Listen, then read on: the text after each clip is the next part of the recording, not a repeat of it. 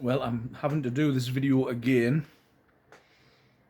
as the first time when I started going through everything to smoke this, when I got started there was an all-out cat scrap in the back garden, so I had to go out and split that up. So yeah, there's about 4 cats have all decided to take over the territory of our back garden. So there's been in the last few days of some scrapping going on. So yeah, unfortunately I had to stop to go out and deal with that. So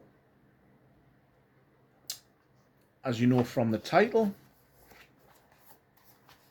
I have picked up a cigar tasting logbook. I just got this off Amazon, I think all in with postage etc. It was about £12.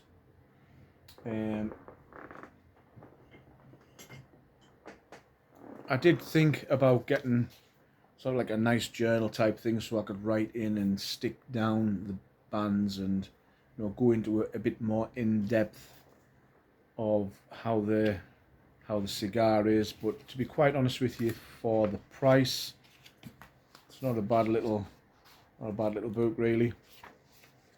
You sort of have your little log there of what cigars you're smoking, so if you wanted just a quick reference, you can go, oh yeah, page 10 was this, and saves you like going through each one. So the first one that I've gone with is the Odyssey Maduro, which is obviously a favorite of mine, which unfortunately I can't get anymore with stuff being stopped coming in through in the States.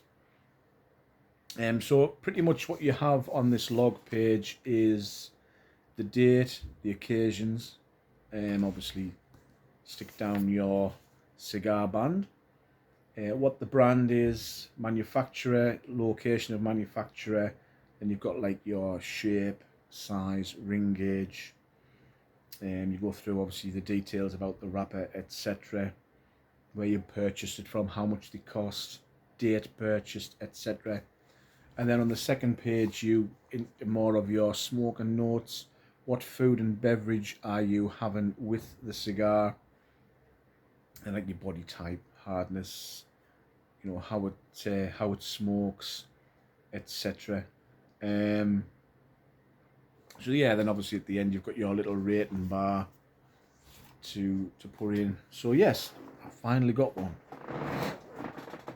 I've been sort of humming and on about getting a one for a while now. So yes, I finally got one.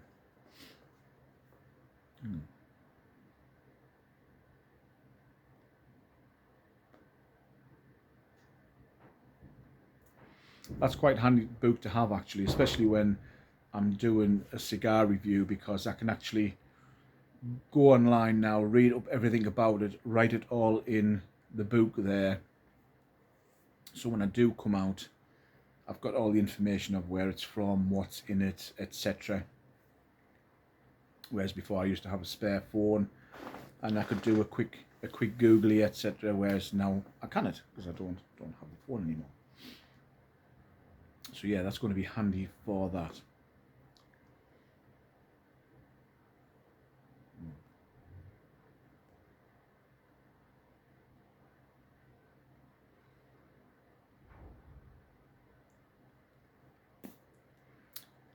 When I cooked this, the draw was fantastic. I was getting a lot of sort of Christmas fruit cake tastes coming through, very sweet. Again, you get that sort of tarry aftertaste on the roof of your mouth when you smoke it.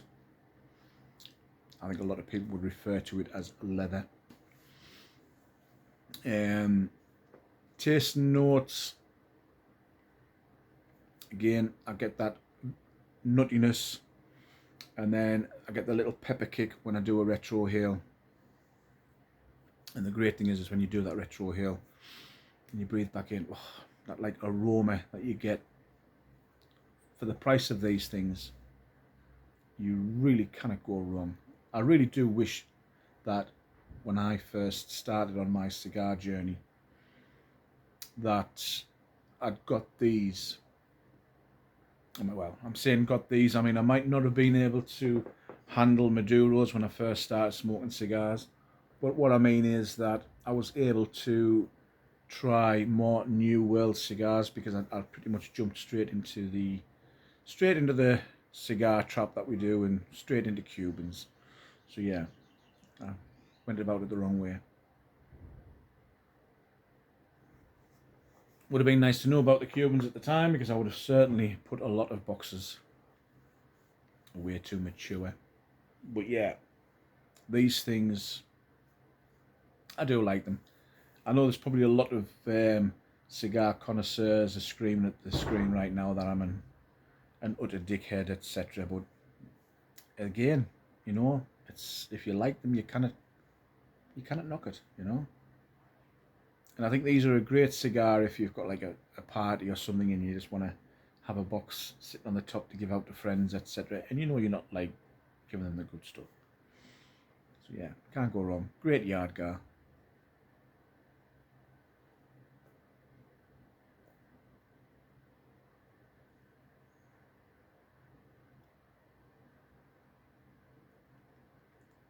It holds onto the light as well, even though I've been sort of yakking away there for a little bit. It hasn't gone out. It's still going there. Not, you can't really see, but it's not very smoky. There's a little wisp coming off there, but I have had some cigars where it's like, you know, a freight train chuffing away on the front of the cigar there, and this room fills up in a blink with smoke. But even though it's still going, it's not a great deal of smoke coming off the end.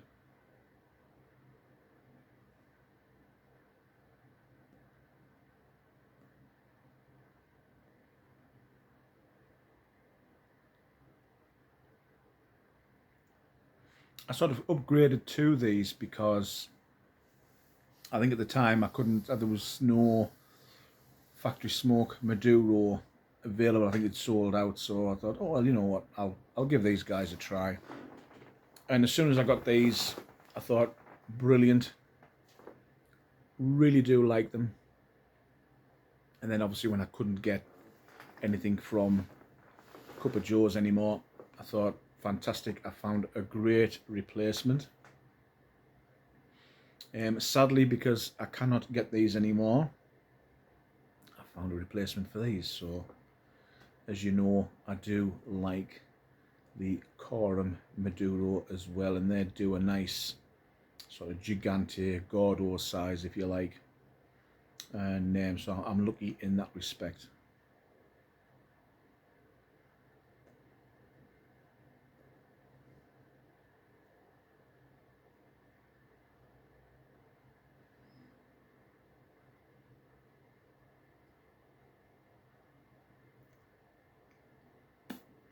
It's almost a shame smoking this just to sort of sit here with a coffee. I think I've got about 4 or 5 of them left because I do think that these cigars are definitely for after a big meal, maybe with a nice whiskey or a cognac.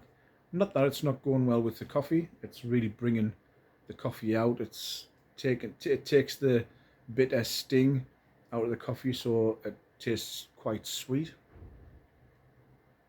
But yeah, I think for me, the next ones will be after, you know, a good Sunday dinner or a nice steak on a night or something. Definitely after a good meal.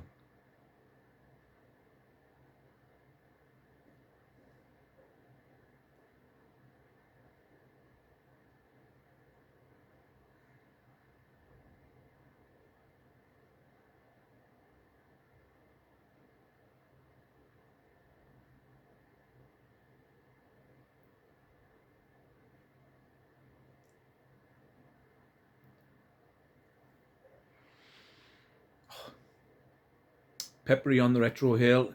Again, this isn't a one where I can do a deep draw and push that draw straight out of my nose. No, it's an eye water, so it's one of those ones that you've got to just put it out there just in little spurts. I'm not getting any serious bitter taste from this. I'll try a purge. Maybe could probably do with a one, but it's not as bad as some I've had in the past.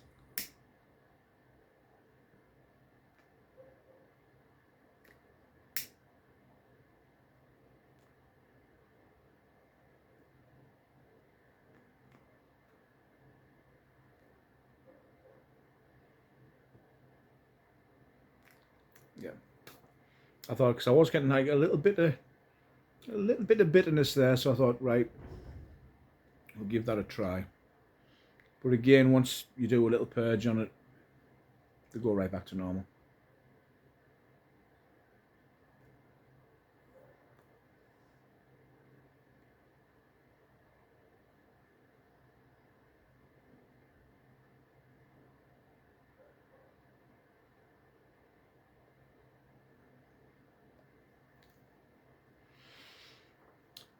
Not as bad as it was, still just a little bit of bitterness there.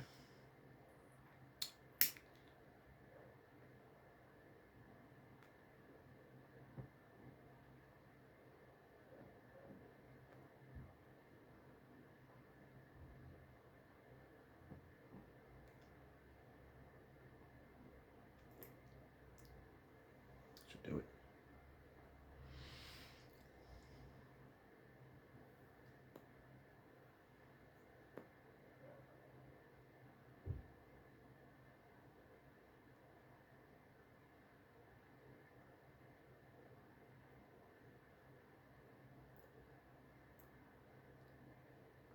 Much better.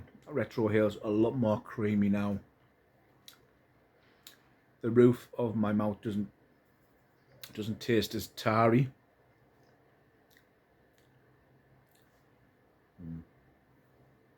Much better.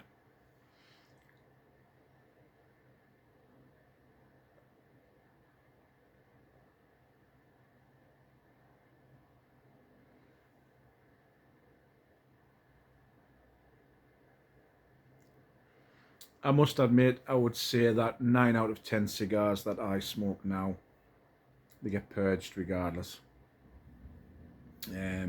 It's not very often that you'll get a cigar where it doesn't get purged at all.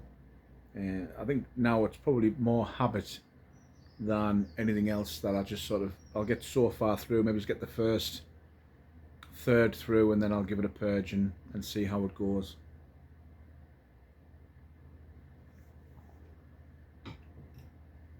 But it does make a hell of a difference. As you journey through it, you will notice. At the start, you might think to yourself, well, I don't really notice any difference after a purge, but once your taste buds start getting tuned up to the cigars, then you'll notice. You will notice.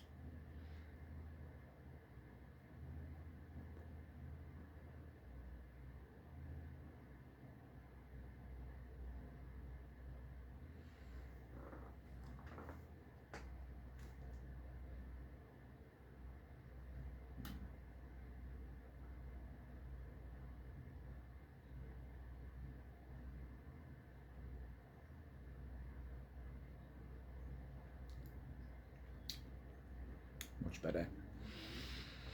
Oh, I just love that inhale when you've done a retrohale. Lovely. Well, thankfully, I've been able to get through the video without a rematch in the back garden. So thank you for watching. If you do have a sort of cigar journal, if you have one that's similar to what I've got, or even if you've done your own, please comment below. You know, just sort of like what you write in there. Obviously, one of the things in there that I'm thinking straight away would be nice is, does it need a purge? And we're obviously going to have to write that in the comments, etc. So yeah, let us know what you think, and how do you go about doing a cigar tasting journal. So until next time, have a great Easter weekend. Really looking forward to it because it's Karen's birthday on Friday, so it'd be nice to have a nice long weekend. Nothing planned. I think we are popping to a friend's on Saturday night. So yeah, enjoy, relax, smoke something great, drink something tasty. So until next time, take care. Bye for now.